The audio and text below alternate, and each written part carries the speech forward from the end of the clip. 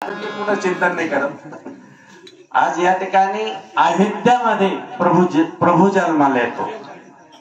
आज एवढा मोठा उत्सव आहे त्या ठिकाणी, लाखो लोक, अगदी इतकी अयोध्या सजलेली आहे।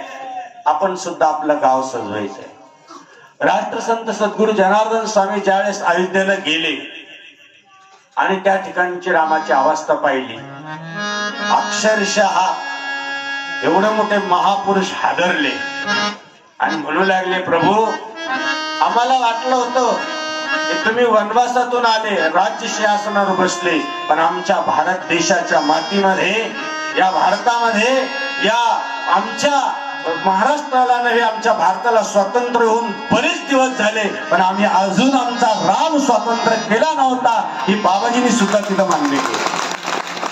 प्रभू रामचंद्र स्वतंत्र झालेले नव्हते, देश स्वतंत्र होऊन बरेच वर्ष होऊन गेले होते, लाखो लोकांचं बलिदान झालेलं होतं, पण आज शोकांकित आहे की आम्ही एक होत नाही, आम्ही एकवटत नाही, आम्ही आमच्या भारत देशाच्या संस्कृतीच्या आणि हिंदवी स्वराज्याची परंपरा आमच्या अंतःकरणात जागृत ठेवत नाही। त्यामुळे आमच्यावर परके येऊन आक्रमण करतात आणि आमचा देव बंदिस्त करतात। ही होऊ नये, यापुढून कधी होण्याची शक्यता नाही।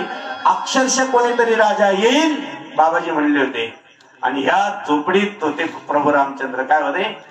अक्षरशः त्या वॉचमॅन जिथं होता त्याला असा प्रकाश दिसला एक दिवस, बाबा मी आहे, इथं आहे, पण मला कोणीतरी बाहेर काढा, या कलियुगामध्ये एवढं काय।